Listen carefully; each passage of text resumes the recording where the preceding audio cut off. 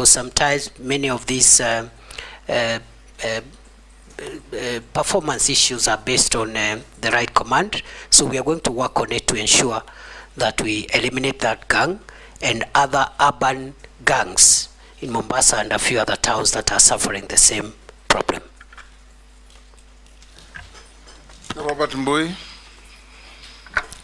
Thank you, Mr. Speaker. Professor, Kenya's constitution borrows very heavily from the US one, particularly issues to do with the Bill of Rights. And you swore to uphold this constitution and protect it. Recently, you saw in the US that a gunman tried to shoot a presidential nominee and was actually brought down, but despite that, and even missed, but despite that, the head of Secret Service resigned their post. Now in Kenya, during your tenure as CS, over 100 Kenyans have been killed, murdered by the police. You know that maybe over 1,000 people have been injured, and property worth billions of shillings has been destroyed. Not to forget that a lot of Kenyans have also been abducted, and as we are talking, there are still people, families that are still looking for their loved ones. Now, we did see that the Inspector General of Police resigned. Do you think that as a CS, you should not also have taken responsibility, political responsibility for that failure that the resignation confirms, and also either resigned or declined the appointment? It's also important to note that during these demos that were held, a lot of people were shot, and there is clamor and request and for justice. In fact, I've attended, one of them was a constituent, Erickson Mutisia, and we've gone to those funerals, and the families are asking for justice. You have forensic evidence because you have the bullets, and you know that every bullet that comes from a gun can be traced. Why have we not seen arrests and arraignment in court of the police officers that are accused or that were involved in these shootings? Because that would appease the public a little bit. Allow me, Mr. Speaker, to also point out that the CS has had, the nominee has had a very illustrious career. And, PhD, you've done consultancy all over. And when you are here for the approval hearings in 2022, after all those many years of working, your wealth was at 544 million. Now, 2 years later, your wealth now is at 694 million. That is a whopping 150 million shillings more. Maybe you could explain to us, is this increase probably related to the office that you hold? It would be important for us to know. And finally, Mr. Speaker, too many questions, Robert. Mr. Speaker, just one last one, because we are doing very well with time, Mr. Speaker. Just one last one, which is because I'm just picking out some of the things that some of the members have said on the matters of insecurity and criminal gangs, Mr. Speaker, that have been out there mugging our people. There's burglaries, in the North Rift, there are all these issues of cattle rustling and all that, which you have admitted there are issues. Now, my question is, when you know that we have such insecurity in the country, what was the logic behind making a decision to send 1,000 police officers to go and secure Haiti when Kenya has a problem? Thank you, Mr. Speaker. Professor. Mr. Speaker, those are three questions. The first one, the Honorable Mbui asked about whether I should have resigned. The example the member gave about US, where the candidate for presidency was nearly killed, raises a number of issues. One, he says the person who attempted that was killed. That demonstrates use of force, even in our local context, is allowed, because nobody raised issues with that criminal who was wanted to kill Donald Trump. He was shot dead without questions. Number two, the honorable member has said that the director of the Secret Service resigned, but also drew a parallel and said our IG also resigned.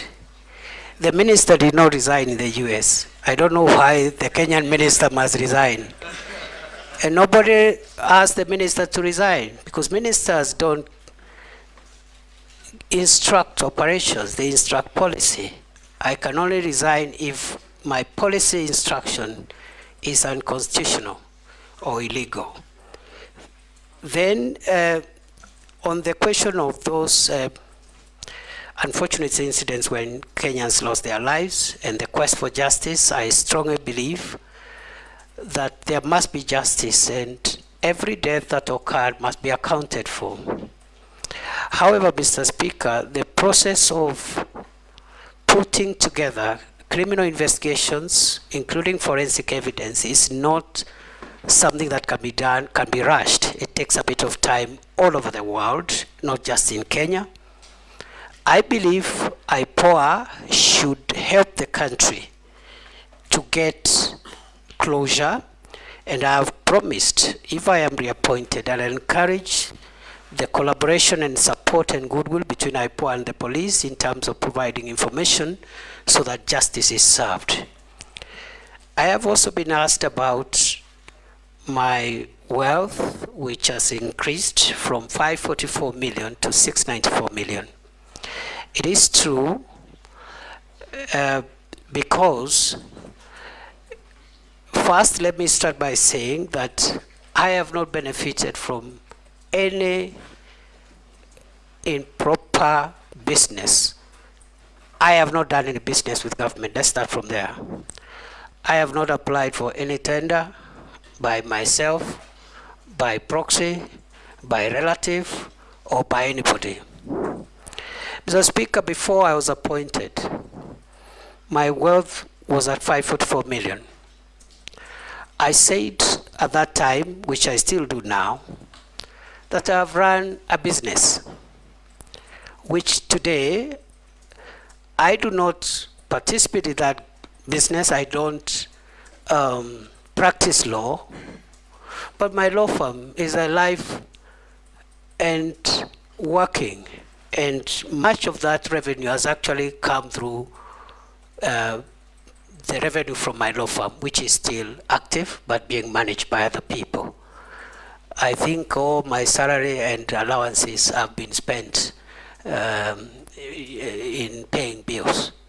Therefore, most of the increment in my net worth is because of three things. One, the legal fees, some of which was actually pending by the time I was being appointed, and I said it here, that there are some unpaid legal fees, which some of them were paid. In fact, I remember 2 months after I was appointed, one of the clients paid a significant amount of legal fees, which had been pending.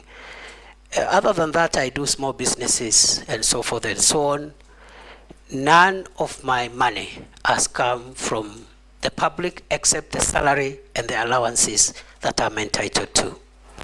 Lastly, on Haiti, it is true that the government of Kenya, through the National Security Council, decided to deploy our officers in Haiti pursuant to a request by the UN Security Council and the UN General Assembly. These are international obligations.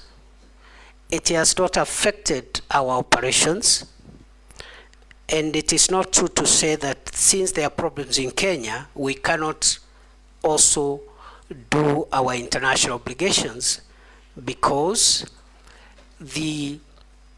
all countries in the world do have security issues. They have security matters. Even the country you consider safest has its own security matters.